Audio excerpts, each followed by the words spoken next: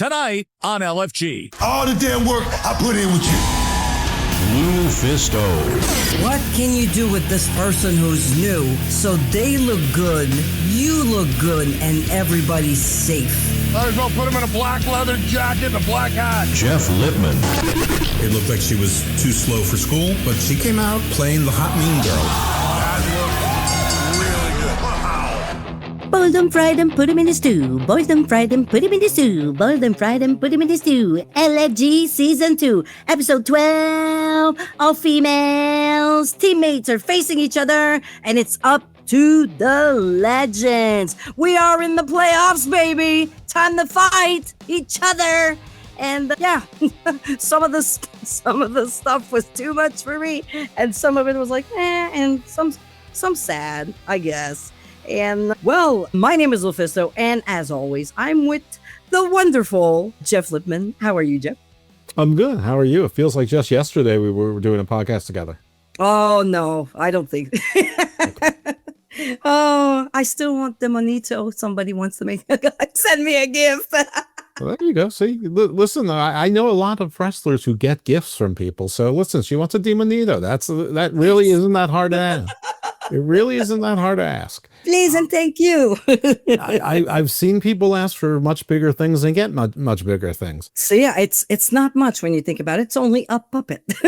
and if you're feeling generous, I wouldn't mind one either. I'll even take an Ieska or I was going to say or Auntie Lily. I'm the Ieska. I want the whole team. I want all of the Firefly Funhouse. I want a whole squad. But yeah, it is LFG playoffs, last woman standing. So as the word implies, we're only dealing with the women this week. All 8 of them are in play. And as you pointed out, the coaches, and we talked about this last week. We're like, I think there's a time when the coaches actually eject one of their own, and that was this week. And spoiler, next week for the men, same thing. Yes. But yeah, so the coaches will have to make a decision between their 2 remaining female contestants. Everyone's on the board this week, or at least all the ladies are. Next week we have 7 dudes, including BJ. Yeah, well, 6 dudes and a BJ. Yeah, it's 7 dudes and a BJ. Yes. And you're 7 dudes and a BJ. Yeah, that doesn't sound right. That's all. Oh, yeah. Nope. That sounds like a bachelor party story from 1985 or something. It's the cover of, I was going to say a DVD, but now everything is online. But yeah, back then, like Debbie Does Dallas and Fuck It Like It's Hot and other great movie things that time has made inappropriate, and we agree that it's inappropriate. I hope you all learn your lesson. People, don't be like us. Why do you know all this stuff? Oh, because I've worked in porn, not in front of the camera. Yep. Okay.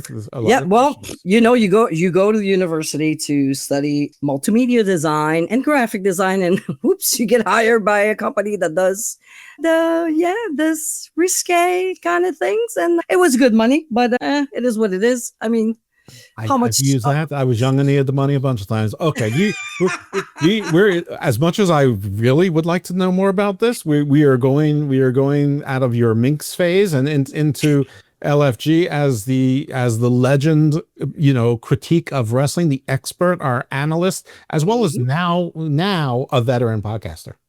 No, I wouldn't call myself a veteran podcaster. Like, I'm not the Tatiana Dumas of the wrestling soup. Oh, wow. I won't call myself a veteran after only a few months now, maybe, that I've been more busy doing this and that people can hear my wonderful French accent. No, you are no Countess Dumas now. No. So with the ladies, 2 things I've noticed, like they one by one, they say a few things, about how they feel about this day and if they think they're going to make it, what they have to do. So Penina is confident, overconfident. She said, it'll be easy. Well, you'll see. It was pretty easy.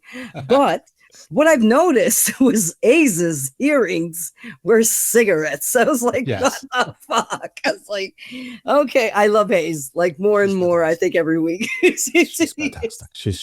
She is terrific. Yes. I'm going to shut up and let you continue. We'll get to her. Well, I don't know if there's anything else that you noticed just in the little bits from the beginning, because after we pretty much go to Team Taker pretty quick, we see him, sitting down. Well, actually, no, he's standing up. They're against the ring. there's Bailey Humphrey and Danny Sikowski, and he's like, make this decision as hard as possible for me. Bailey has no points, which is, something that not that he notices, but, tells her. But, she's good at what she does. She's good at doing her moves. She has her character down. There's a few things here and there, but overall, even if she has no points, he sees her as a good contender and somebody who will actually, and I quote him, he's like, I don't want to put too much pressure on you, Bailey, but I feel that you will redefine the women's division. That's how much good he sees in Bailey in the future. He says, Dani. Same thing last year when he chose Tamara May Steele over as well. And listen, we all know what he's talking about. There's nobody that's physical like her, built like her in the female division. I have seen Bozilla. I mean, look, I've not seen Nikki Blackheart next to other women, but she might be the closest. But even her, she's like Jade Cargill was a few years ago before she slimmed down. And I mean, we've seen women who have phenomenal physiques before. Jordan Grace is one, but we haven't. I mean, Bailey looks, sort of like transhuman in some ways. And she's also clearly not a diva. Like a lot of the women, they're also, like even Nia Jax was like a model at some point. It's like, and I mean this in the most inoffensive way, but Bailey Humphries is not a model. She doesn't have that. She's unique in her style and everything. And I mean, that's something really that you need in wrestling. You need to stand out any way you can. And she does. For Dani, tells her that she has to raise the bars, that, and he actually asked her, why would I choose you? And she said, like, I've been good at doing things that I was uncomfortable with, like being a luchador, being a heel, being a face. She's definitely sees herself at the top dog, but she feels she's overlooked, not by The Undertaker, but by the other coaches. And Taker actually says, like, he sees Dani as polished and beyond her time there at LFG and at the PC. So he's got a great task ahead of him, and we go right away into the match. Anything you want to say about the little meeting with Taker before we get into the match? Yeah, he had some good lines. Like, Undertaker has a really interesting way of throwing something in your face without sounding like he's throwing it in your face. But he, when he was talking to the camera, and I'll call it the candid, he's saying, sometimes pressure busts a balloon, but sometimes it creates diamonds. I have to say that I am thoroughly impressed with both of you and the work that we've done this season. I want you guys to make the decision that I'm going to have to make later. One of the most difficult that I've ever had to make. Sometimes pressure busts the balloon. Other times pressure makes diamonds. And I was struck back by what Bailey said. She said, I don't need points to be validated. There's nobody else that looks like me and is anything like me.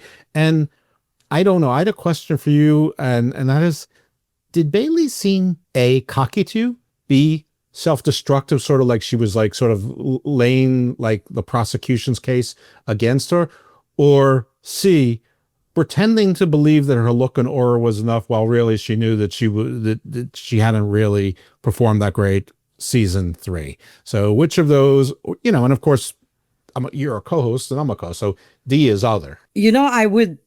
I feel it's a little bit of everything. People keep telling her she has the unique look. She's, she will probably change women's wrestling. There's nobody else like her. So in a way, maybe it gets into her head, and it can give her confidence, and it can also give her like cockiness, because in a way she feels like, I know I'm good because I'm different. Like, I'm good, whatever, and she won't put in the work. But also, I mean, it can be like a confidence thing where she goes like, you know what? Yes, I have 0 points, but I know like I can bring something different if I work on it. And she can use this as a way to motivate herself. So, because I don't see her as a bitch. I don't see her as somebody who would would step on someone to get like, doesn't feel to me like she would be that type of person to squash somebody to go to the next step. And I feel she's a very lovely person. Too. So very close with Serina. She takes a lot of photos with Dani, which makes it at least look like they're very close friends as well and have a lot of fun together. And, she seems like a really nice woman. She's a woman, and I was going to say girl because I'm an old man and, but I was just wondering because, it's usually a little bit of everything, but I don't think that she was being self-destructive. I think that she was sort of lame. No. I think she was putting it out there in case they want to use that against her and saying, I already know. So it's not defensive isn't the word, but sort of letting them know, almost like giving permission. I very much appreciated that. Like Undertaker's response when Dani said, I feel like I've been overlooked. And he's like, what? You think I overlooked you? And she's like, no, not by you, the other coaches. And I think that was sincere. I actually really enjoyed Undertaker's comments to both women, how he thought that like Dani impresses and overcomes and every challenge he's put before, she's exceeded and she's made everyone look good. And that, how great Bailey is and how he does really, truly believe all of that. So, I mean, if folks, if you don't watch the show, I do recommend you just look at it because he just has a really nice way with them, but it's not nice. It's being. Well, he's giving a criticism, but in a constructive way, where he's telling you the truth, but without making you feel like shit. So actually, you can work on it, and I mean that's the way everybody should be trained. You got to tell them if there's anything wrong. You got to tell them, otherwise they will never fix it. They'll think that it's in the bag, everything is good, and they won't work on it. You need to know what's wrong to so you can be better and step up your game and everything. If the coach just say like, "Oh, you're fantastic," Zena and Bubba, you're fantastic. This and that, and actually Bubba is going to say something. Real for the first time. The last couple of weeks on that. And you got to say if it's not perfect, if it's not bad, if it's not good, I mean, if you want them to get better, they got to know that it sucks. And Taker has a very nice way to say the right things, but in a way that you're not going to go home and cry and it's like, oh my God, I'm such a piece of shit. I'm worthless. Like he's matter of fact. He doesn't over dramatize things. That's what I was trying to say. But he's also intense at the same time. I mean, it's probably what made him successful his entire life. Anyway, Dani says that she doesn't care that Bailey's big. She knows she's a monster, but it doesn't matter. And Bailey's like, I was eliminated early last year. I know that sucks, and that's not happening again. And then we go into the match. Yep. So Dani comes out. She's really focused. She's like, usually she does that flip. She's like, nope, I'm not doing it this time. I'm here. I'm all business. And Serina copied her. Did you see this? Copied her. Yeah. And I get it because it's supposed to be like a serious part, whatever, but it's still wrestling. Right. I was kind of bummed that, she worked the crowd a little bit, but the character was very weak to me when she's so like out there usually.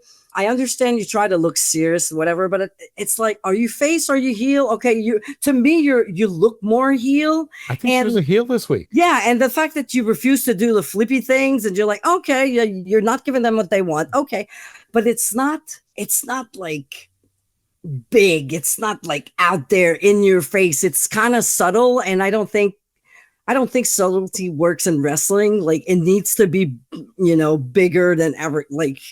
I don't know. It's my way of seeing it. I always feel like the person in the first row needs to get it as well as the one that's sitting back there. So they got to figure out what's going on. And if you don't make things big enough for everybody in attendance to see it, you're losing some of them. So that was my critique with her entrance. Bailey came out with a jacket. I loved it.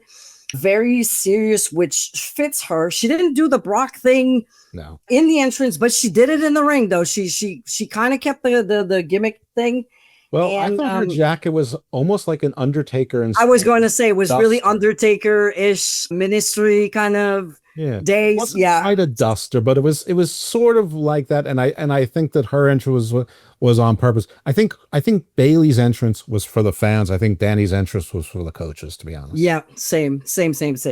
And I mean, like Bailey attacks and Dani ducks and she looks scared. She's selling the fact that, oh my God, there's a monster in front of me. And I really like that they worked this because as much as you always want to look tough and you want to show people that you're like, oh, I can take on her, I'm not scared, it doesn't sell a story. And at least there, Dani was telling the story that the difference in size is so huge that she's like, yeah, she's scared, but at least Dani showed that she was quicker and she could reverse thing and she was clever in the thing she did.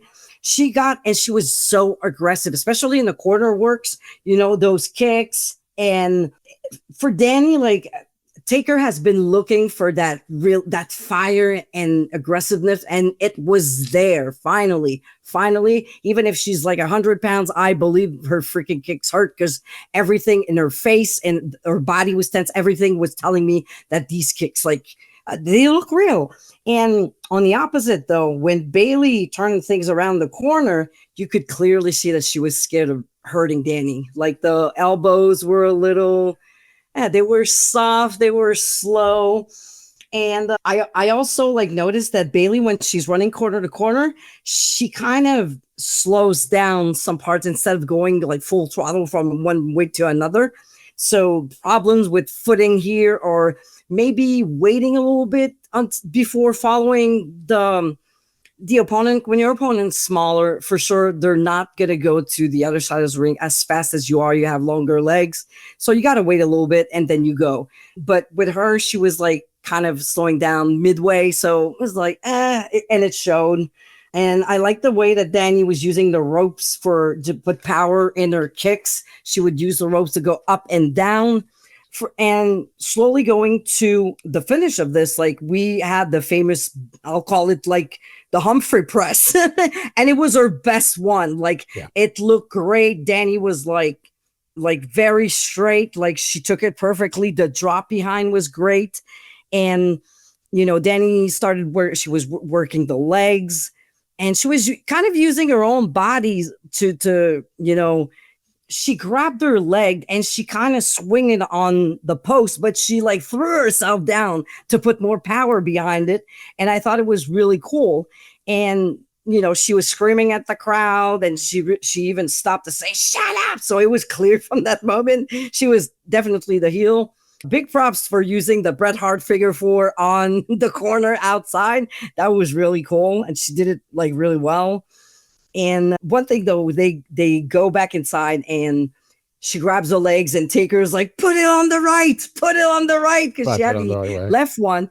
But then Bubba mentions oh, she's working both, which makes sense. You want to keep the giant down. You that's where it makes sense to work both legs, where it's on purpose. It's not you making a mistake. You're going from one to another, and it's not just you just staying there. So I like that Bubba actually mentioned it. Mm-hmm. The choke slam, my God, she went so high, got into after a Hell's Gate. She tried a power bomb, could not. Power bomb, kick out, 2 3/4, very close.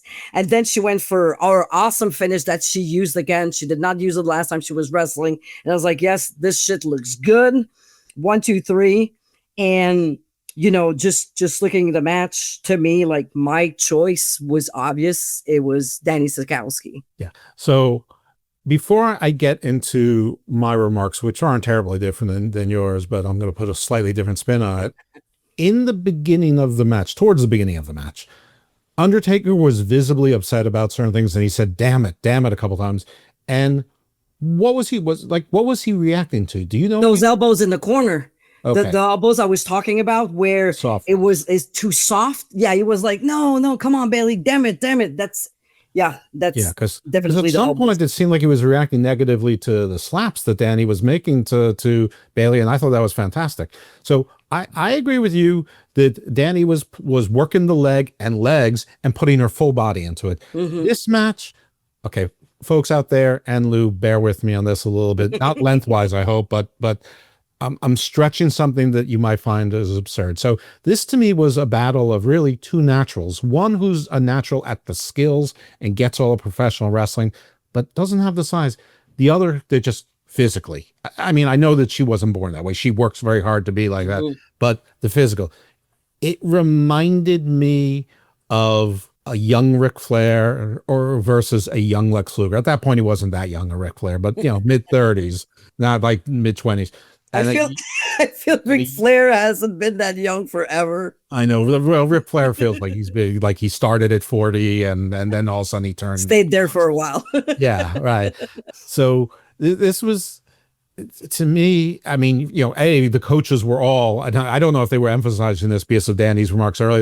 They were all chattering about how Dani looked so strong, and they believed how strong she was. Definitely working heel the entire time, and the crowd was chanting for her at some point, and like she had to slap Bailey a few times. Then Bailey got the crowd on her side at the end. But this is what I mean by Flair and Luger. So with Flair, he played the chicken shit heel, but when he was on top, he was not chicken shit. He was killing it. He was like, he knew he had the horseman in the back, whatever. He was, then he was cocky. Then he would go back to chicken shit. Then he would go cocky. So she was playing chicken shit, but then she was cocky. And it seemed like Flair and Bailey reminded me of Luger.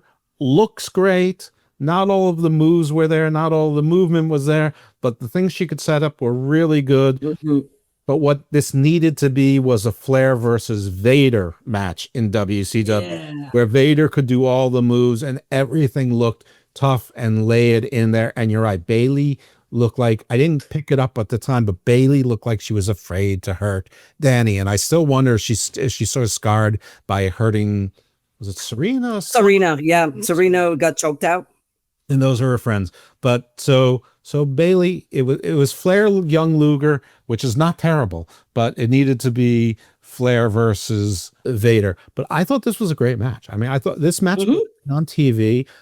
We learned that Bailey has only been there 7 months, and she thought this was her best match. Undertaker thought it was her best match. Undertaker thought it might have been Dani's best match, and he thought it might have been one of the best matches on LFG. I can't say he's wrong. I think I remember one though with maybe Anthony Luke and Shiloh that was really, really good. That was really good as well. But Dani moved on, and everybody was crying. The coaches seemed to be crying. Undertaker seemed like he was crying. It was like, why are they crying? But he was crying. You're not crying. I'm crying, or I'm not crying. I'm crying.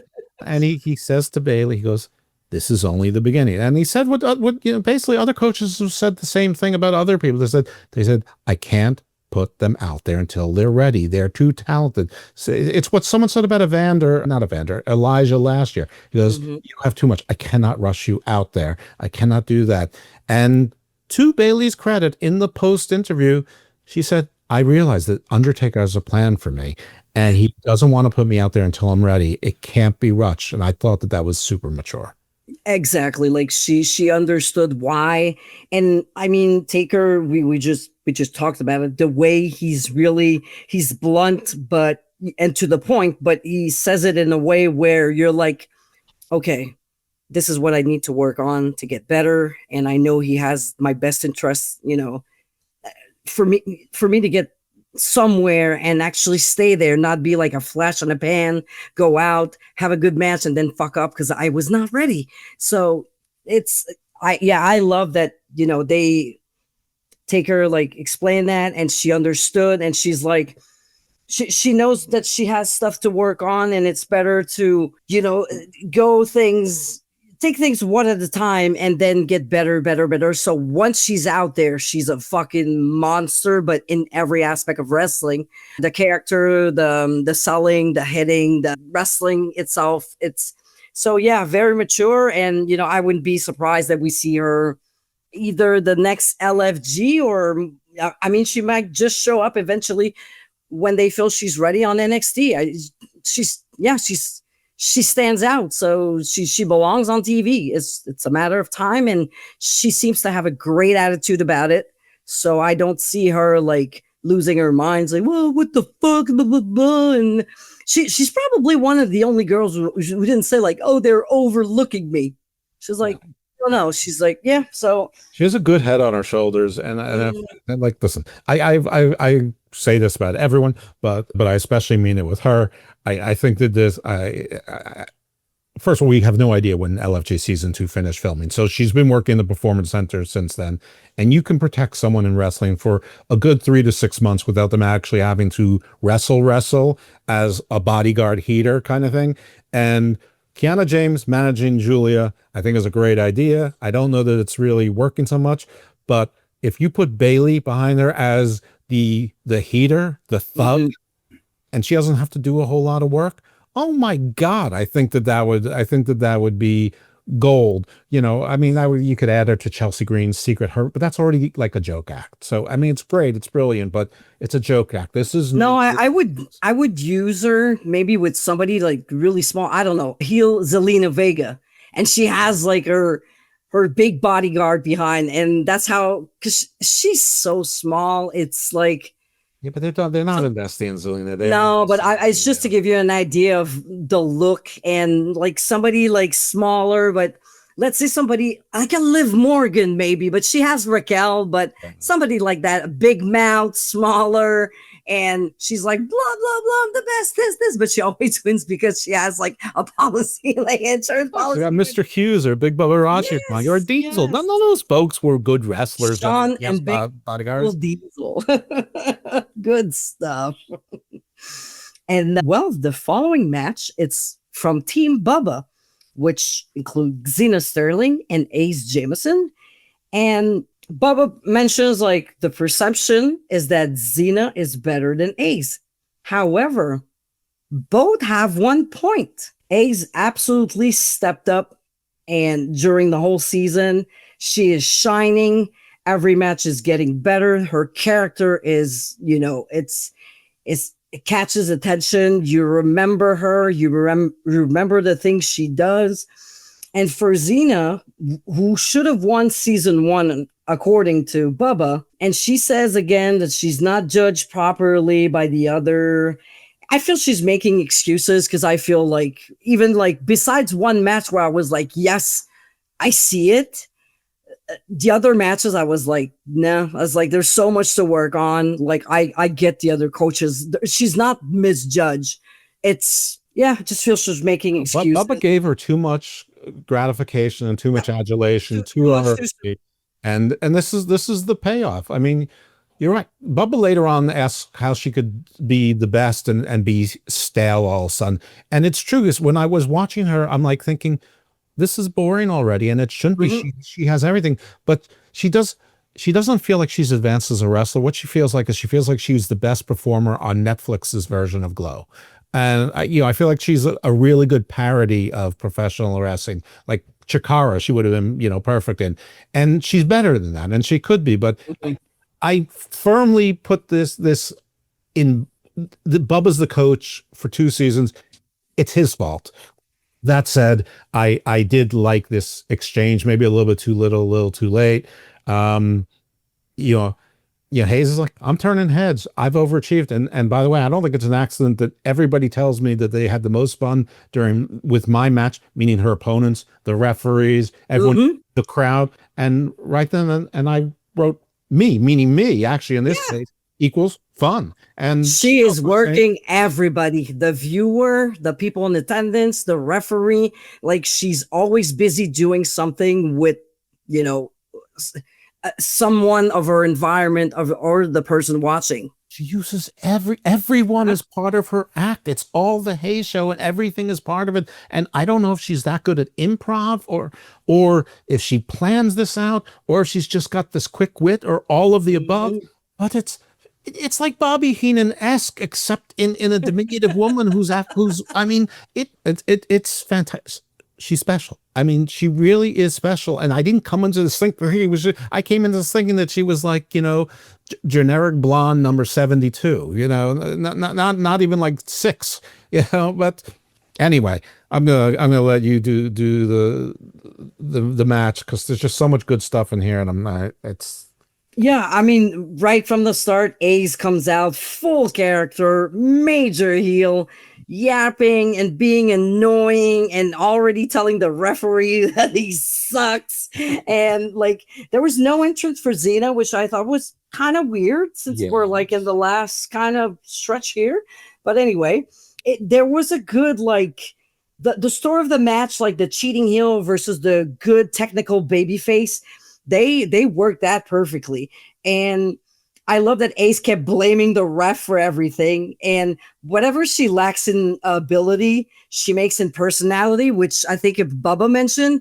And let's be honest, like, her wrestling is not very graceful, but it works for her character. I don't mind if I don't mind if her bumps are like questionable or that, or she does like her rolls like kind of weird. I was like, she's a party girl who stayed up last night. Like, it's supposed to look kind of weird and like, yeah, not graceful at all. It's not supposed to be like super crisp wrestling. So that works for her. What I love about Zena is, as a baby face, she never dies. She was trying to push, trying to grab something, trying to get out of whatever Ace was, doing. She had great baby face fire, and she kept working the crowd. She even did little shimmy, shake booty kind of thing. Ace tries to go for a pin with her feet on the rope, and the ref sees it, and she goes, "Why do you care so much?" Like, oh my God. So Zena used her tilt-a-whirl slam for the finish, and it was a great match. I think both girls like did their work, fire up baby face, little cheating, conniving, like, I want to punch you, fucking heel. And I mean, again, I feel that Zena was good because the heel that was working her was excellent, which was what happened with the last match she had, where she stood out because she had a great heel to work with. I feel when she has someone who gets it, who works the heel persona perfectly, then she's comfortable, and she's a great baby face because she has that fire and the selling and the facials and stuff. So do you want to talk about the match before we get to the decision? Oh my God, yeah. Go ahead. I just Hayes coming in looking basically like she's coming in drunk and tipsy and sort of off balance. She's arguing with the crowd. She's arguing with everyone. She starts off with an eye poke, and then she goes, "I'm sorry, I'll never do it again."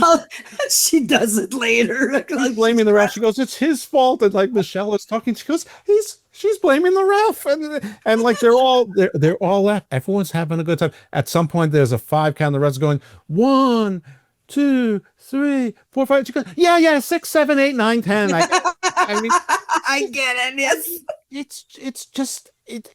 I said that Hayes. This is my type words because and you saw me. I wasn't typing while you were speaking. Hayes has so much personality and such a quick wit, that Zena needed to have an extraordinary match. Did she? Question mark. I don't think so. Mm-hmm. At some point, Zena does an eye rake, and she puts that into, they call neck breaker, rude awakening. Not the most powerful rude awakening, but whatever. Mm-hmm. At some point, Zena, for whatever reason, she was selling her left elbow hurdy again. Ow, my left elbow. Like this go. I didn't see anything connect with her left elbow ever. So so now I'm being nitpicky on Zena because like I'm Team Hayes at this point. And a year ago or 6 months ago, I was Team Zena. She argued about the foot on the ropes, like you said. Why do you care so much? And then she walked into the tilt-a-whirl slam, just like someone who's hungover and thinks that they're going to argue their way into a victory should.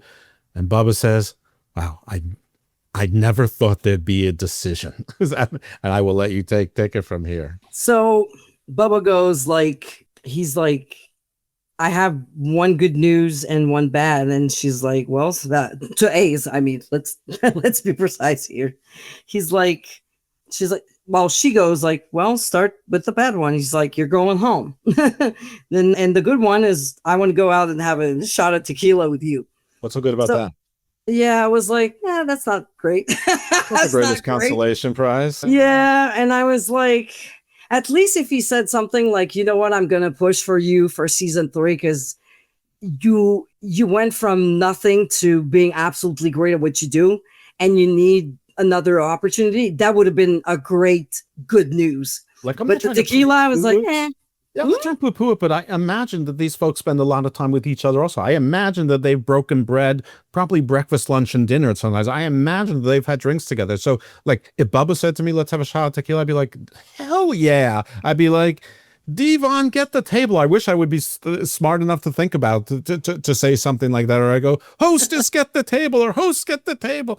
But I wouldn't have in the moment, but I just did it now, so that's good. But, you know, I'm not with them for like a month or 2 months or whatever. Anyway, I'm killing this. It's not important. Bubba advances Zena. Honest to God, I know why he did it. I understand. But Hayes deserved to be advanced, in my opinion. Yeah, I feel he even told Zena, you know, it's not the best performance this season. You're stale. You know, I push you. I choose you because I know, you know, you got to go out there and do what you can do. But here's the thing. She did not all season. She had good matches. Like, and one of them, I can't remember what, like, she was a standout. And I think actually it's the week that she won that point. But today it was all A's. Yeah. So it was like, yeah. I feel like I'm beating a dead horse right now with Zena. But yeah, I don't think she deserved it. No. The progression of A's in such a short amount of time, she can work with anybody. Well, we're halfway through, and we both agree, even on certain controversial things so far. So that's exciting. Yeah, I mean, can you imagine her versus Penina? Oh my God, like that would be great. Like, but we won't see it. Unfortunately, we won't. Well, one day maybe. Well, I mean, until the end of the season. Yeah, or next season, as it would, maybe not even then. We may have to wait for later than that. You're right. Let's have a little cry. I'm not crying. You cried. Speaking of crying, what a great segue! Episode. What a great segue! I'm not crying. You're crying. That's the name of this title. I'm not crying. You're crying. It's a great segue to go to Team McCool. Mm-hmm. So Sorrell and Penina are, you know, sitting in front of Michelle, and what's going on? Sorrell has her shoulder in a sling, and we quickly know that she has a sprained AC joint, and she's like, I can power through, I can go through this, blah, blah, blah, blah, blah. And here I am. The first thing I think is like, yeah, maybe you could go through one match, but there's more until the end of this competition, and it's not happening.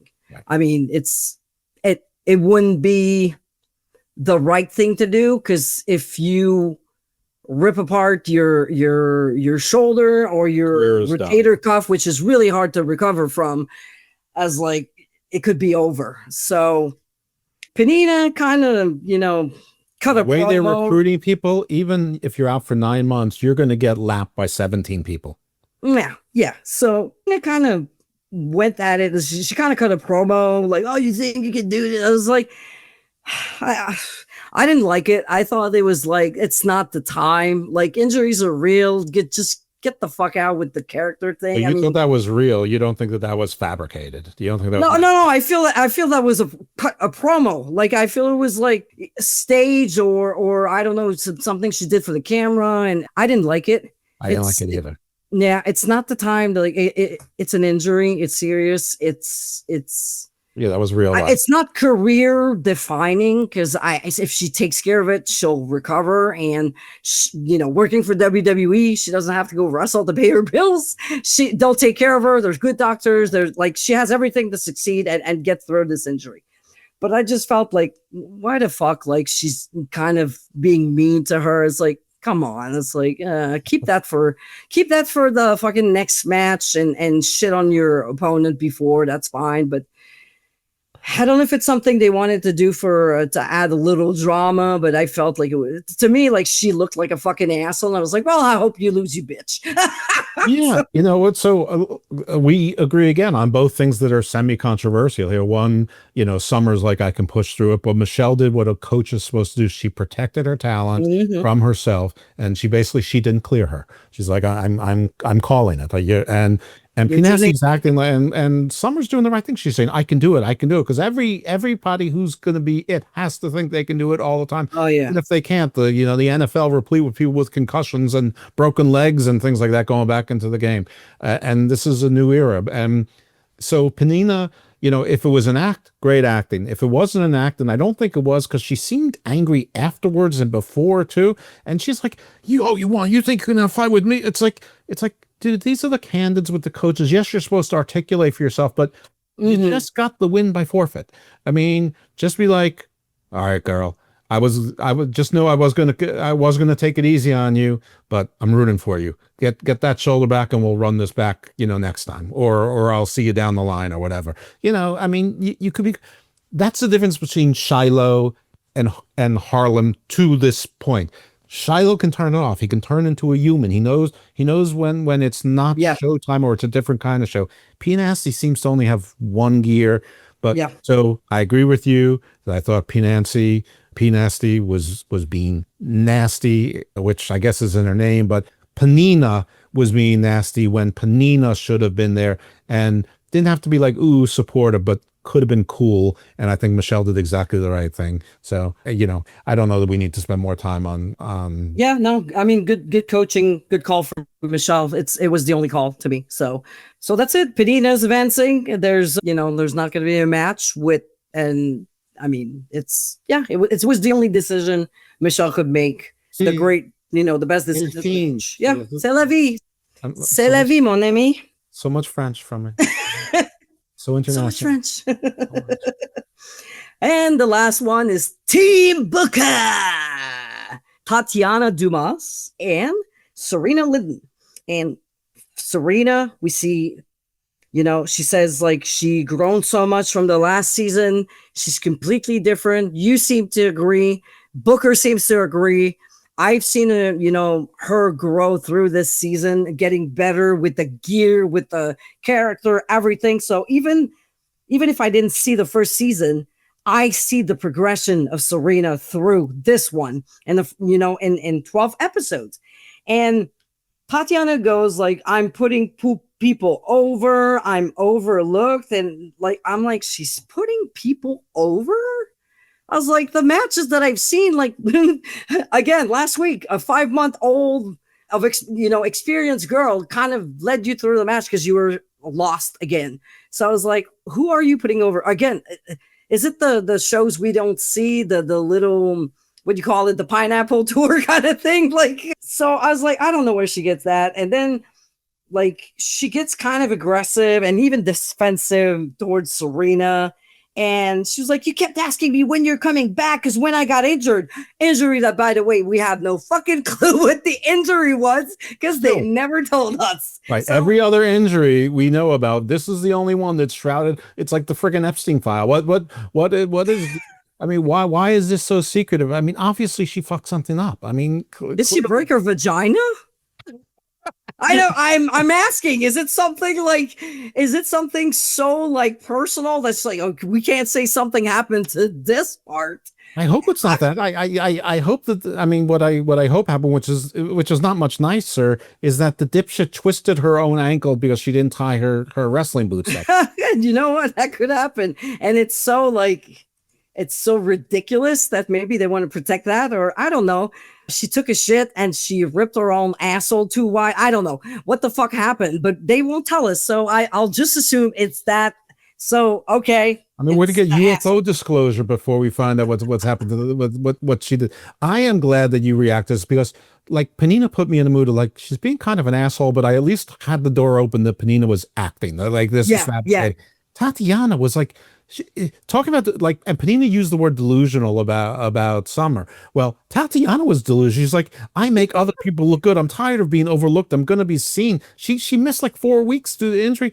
And then and then she made up, and I fully believe she made it this whole story about conversation that Serena was waiting for it to come back. When are you coming back? When you come back? So I don't have to compete anymore. So I can sit aside.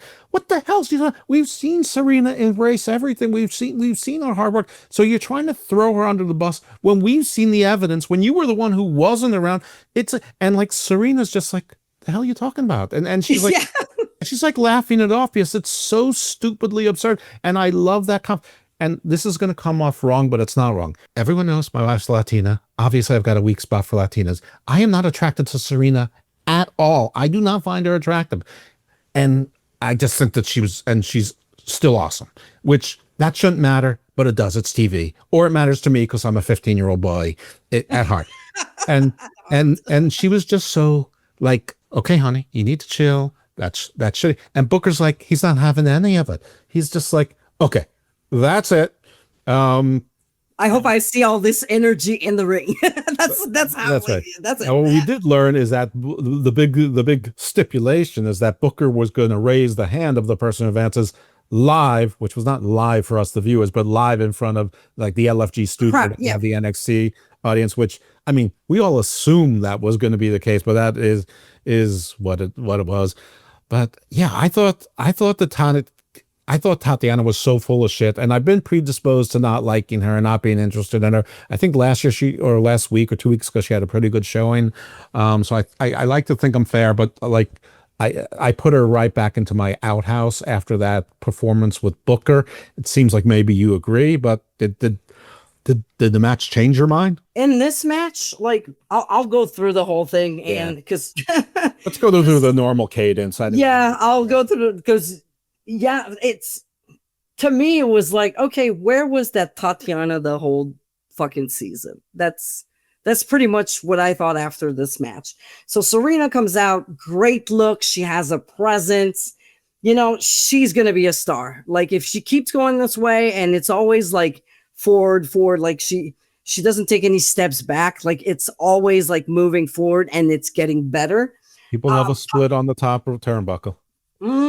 Yeah, she did. No, she did. She always does. Yeah, I said people love that. People, yeah. And just because I don't find her attractive doesn't mean she's not attractive. It just means that Jeff has this. Just there's something that doesn't work for Jeff, which is okay because Jeff's married anyway. So see. Yeah.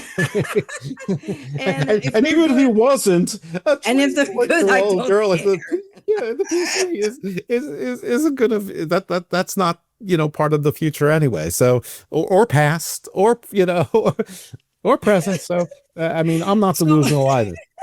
So Tatiana came out full baby face, finally smiling. I was like, where the fuck was that? This looks like a baby face now, because she still has the gear that could be a little bit more Eilish, but the face and the demeanor, everything she had, I was like, finally fucking smile, baby face. I was like, too little, too late. But there was a great lockup where before that though, I need to ask you honestly. When Tatiana came out, did you hear a giant fan reaction? No. Me either. When Serena came out, did the fans react? Yes. Yes, they did. And remember, Tatiana said the people always react to me. And last match, they clearly fabricated. Said, I think they manufactured that or piped it in. They absolutely did. She never got a reaction. I know it's not my imagination. Oh, maybe it's like Seth Rollins in her head. All right, the Messiah. Okay. So there was a great lockup. Dumas was showing power, and she would do things like reversing stuff, like to upset the heel, showing like she had the technical knowledge that maybe Serena didn't have. And I like that Serena as a heel, the heel should always kick or punch first. The first hit should always be from the heel. The babyface is more of a technical, and that's exactly what they did. Arm bars and reverses until Serena got, sick of it. First hit, kick. I like that she used the hair and the guillotine to start a heat. She was outside and pulled Dumas by her hair, boom, guillotine on the ropes. And I love that, when they were in a submission, they were moving towards or turning towards the hard cams on old. I was like, finally, somebody's working the fucking hard cam. That's great. Like little things. There was nice little hope spots with the pins that were being cut off again. Serena was healing on the crowd and on the baby face. So she was screaming stuff at the crowd, but also to Tatiana, which, made the match super interesting. Finally, there was like great fire from Tatiana. I like that they worked the body slam.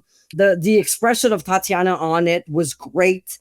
And the opponent kicking out. And it was like, to me, that was her best showing. And out of nowhere, Serena goes for a 450 roll through into a DDT. I was like, oh, cool. She can do that. That's pretty cool. And once again, the finish was out of nowhere. Like it's like nothing was worked to get through the finish. Yeah. It was like, hey, go home. Okay. And Right. right away finish. It's like, I guess it's the way it works. I don't know. It's in front of a crowd. Maybe they have a set time. I don't know how they work They must do it on Tuesdays. And they must need them out by the time that they need to practice. Yeah. For NXT. NXT starting, like, get the fuck out. It's like they have to do it before, possibility, but definitely it was the best match I've seen from Dumas. It was like almost watching another wrestler. And she didn't seem lost. She was at the right place at the right time. I was like, where were you all fucking season? Because it's like, yeah, that's it. And anything else you want to mention about the match itself? Yeah, I mean, I do agree that she acted angry and aggressive right from get-go in the ring, which is good, which was positive. I mean, even though she was the face, and they definitely came in, like Serena definitely copied Dani's entrance, or they copied each other, or they had the same idea, or came in, ignoring the fans and like, why aren't you cheering me? I forget you, kind of thing. This was Tatiana's best showing that I can remember. This was her best match that I can remember. And she did get fan support during the course of the match when it was clear that she was the face and Serena was supposed to be the heel. Because I don't know that the fans were savvy or paying as much attention or what they've been sitting through, but they're probably used to the other or thinking the other. But I will say, because I have to be a little nitpicky, because Tatiana is in my outhouse. I mean, most of the time she is.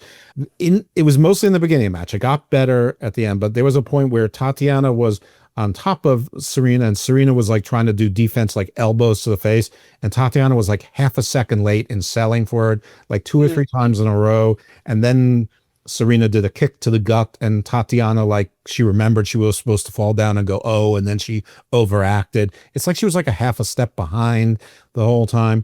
But yeah, the win came out of nowhere. We've seen that before. Clearly they're on a hard time limit, and the ref must say, okay, wrap it up. At the end, Serena, she licked Tatiana on the cheek. Definitely a little weird. That was sort of out of nowhere. I don't know where that came from. I don't know that she needs to incorporate that into her act going forward. But I don't know. I less said about that, the better, but I have to believe that she has at least some kind of positive relationship with Tatiana to lick her face. Yeah, without taking that as a liberty, without doing it by surprise. You don't do that if you don't have the okay from the other person. And Tatiana continued to sell even as Booker was coming into the ring. So, no one told her, hey, match over, which is, again, that's good. The audience is still there. Keep selling the injury. That's exactly right. So, or that you're hurt. So yeah, this was Tatiana's best showing. Little too late, but I guess not, because they put her on live shows, or a live show. Beyond that one time, I'm not sure if it's happened again. I haven't bothered to look, but these things will be revealed, because there aren't that many of us that follow the NXT, single A and double A, tour. So, Booker goes in the ring. It was like, I felt it was kind of rushed. Like, you didn't see him think, or you didn't see him, maybe like he knew right away, because he's been saying for weeks that he was seeing Serena when other people were not. And she has been constant in her progression, better and better every week. And she's right on the money. That's what he said about her. So, I mean, he went in the ring, and while the other girl was still down, which was kind of weird. I mean, I don't know. I felt like they might want to keep a little suspense or not.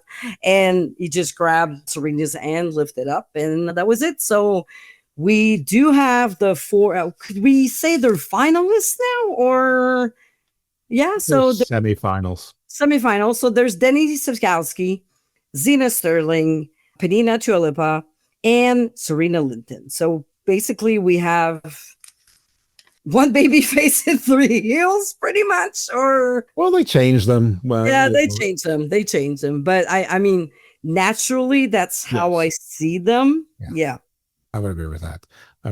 with that. Yeah, it seemed a little abrupt. There wasn't much drama. Booker didn't say anything. I don't know if they told him that he has to, his time is up, or that was always the plan. Maybe he had had enough of Tatiana's nonsense and didn't want to talk to her or hear her. Yeah, I mean, who knows? I'm almost thinking he made his decision and he spoke to them before the match. Yeah. Like the way she was like, when you coming back? He's like, oh, fuck it. I'm not dealing with that shit. And at the end, I guess he learned from his HR training, since he said, that's pop my dick on national TV when he said that at NXT last week. But he said, time off is your enemy. And Tatiana missed time, and basically he credited her not advancing because she was, injured in 1 week and was gone for 3 or 4 weeks or however many episodes it was until we finally saw her back. So that was it. Gave a perfectly good objective reason for it, which is, generally what you need as an employer in employment law. Though I agree with this decision on merit that Serina was the better competitor and deserved to advance over Tatiana. It would have been interesting if it was Serina versus Zena or something like that, or Serina versus Bayley, to see how that would have worked out. But they're not on the same team, and that's the chips. That's how this is structured. That this was intra-team wars, and then it will go back to, I guess, team against team or whatever the structure is. But next week it's the guys, and they didn't give us very much in the preview for next week. So we saw some harsh words or fair words actually, but nothing that we won't cover again next week, unless there's something that struck you that we must talk about. Well, the thing that I saw that was, I'm like, I want to see this. Standing in the ring was BJ Ray and Bubba Ray. Oh, okay. So we saw that because technically he doesn't have a partner. There's no other guys in his team because Elijah's injured. Right. So what's going to happen? He's moving forward like right away because he's the only one, or I don't know. Like, I feel it's bullshit. It's not really fair, or is he going to bring someone else to, beat his ass? Or I hope Dark State comes out and they jump him. Oh, that would be great. I don't know what's going to happen, but basically they were implying that BJ is going to fight with Bubba Ray. BJ Ray versus Bubba Ray. Okay, yeah. I told you I would pay to see that. Yeah, but it's not happening on A&E or AMC on Sunday nights at 10. That much I know. The one thing that I saw was Undertaking talking to Drake Monroe, saying your highs have been really high, but your lows have also been kind of low, which I would say his lows have been low, but his mez have been meh. And he's had as many mez as he's had highs. I wouldn't say too much in the way of low. But anyway, this is all for next, but that's the part that stuck out to me. But yeah, you've got your thing with BJ, which I think is fantastic. So yeah, I can't wait to see what's going to happen next week, because I feel like Undertaker already made his mind about Shiloh, but the last 2 weeks the last two matches that Drake had, I was like, wow, he stood out, especially the last one. Like, that was a great fucking big guy baby face, and it's like I want to see more of him. And I was like, I feel he's already. It's like Zena and Ace. It's like I already know, and it's like, and I mean, Shiloh, to the opposite of Zena, Shiloh's been great. I mean, he's been doing great. His promos, it's again fucking Bray Wyatt's legitimate son. He seems like he was born for this. Yeah, definitely. So, and as good as Dani is, she is small. Shiloh's not small. He's a big guy. He's and he moves too. So yeah, the Taker has two big guys that to me could have a very bright future, because they're both. Yeah, I mean, like everything I've seen from Drake, especially his last match with Anthony Luke, so good. Like hits were like. Nothing else. They could be, when you had a fake Razor and fake Diesel, they could do a fake Wyatt family thing and take it on the road. Yeah, why not? I mean, the Wyatt sisters are a little stale right now, so why don't they bring? Well, you know that we don't agree on that. You know that I'm still on. I like them. I'm still in the rocking chair. I'm still rocking with them. Well, I'm patiently waiting at something to happen. Let's say it's like. And that's not on them. That's on creative. So I would do a lot more with them, and they're not. So you are allowed. You are allowed to. It's been a ride. Anyway, it's been a ride. It's been a ride, but as we've pointed out, there are things to look forward to next week. I'm already looking forward to next week's episode and our next week's recording. So, yeah, I guess you should take them out with a little witchcraft. Yeah. So you can follow me on X at LuFisto, Facebook.com/LuFisto, LuFisto and Arts and Pro Wrestling on Instagram. Also, please follow the Wrestling Soup on every account that there is on the internet. Subscribe to their Patreon, subscribe to their YouTube channel, subscribe to my channel, LuFisto, subscribe to the channel of Women's Wrestling Syndicate. And that's about it, really. And I hope you will enjoy, or you enjoyed if you hear it first, the Worlds Collide review. Let us know if you want us to do more. And, well, Jeff, where can we find you? Well, you can always find me on the X at dose_evil for wrestling nonsense. I have another account if you're interested in more dormancy. I have 3 podcasts under the same title called Garden of Thought. So they're all in the Wrestling Soup Network. I would love if you would give them a try, or if you would just subscribe and follow and just mark as play if you don't feel like listening to them. So that's that, but I think that you will, if you search the catalog, you're going to definitely find things that you're interested in and things that you like. In addition to this show on Wrestling Soup, I do a show called Body Slam Briefs, which is very intermittent, but I just recorded one recently, so this will probably have that up probably either before this one or just after it. Probably after, because, as far as priority is concerned, these are more proximate.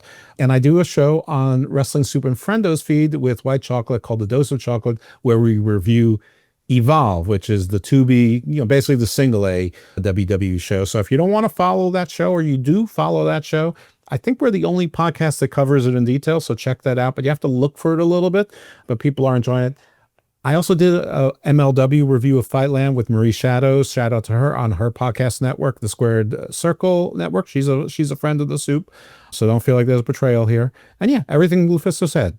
Give to a Patreon, to the soup's Patreon, buy some merch, buy her a Demonito, and maybe you can, get a Groupon and buy me one. I'm not too proud to beg. Yeah. Other than that, for me, stay with my friends. See you next week for episode 13, the playoffs for the guys and her friend BJ Ray. See you, my friends. Follow Wrestling Soup on Twitter at Wrestling Soup. Like and subscribe to Wrestling Soup on YouTube, Apple, Amazon, iHeartRadio, Spotify. With Smilsa.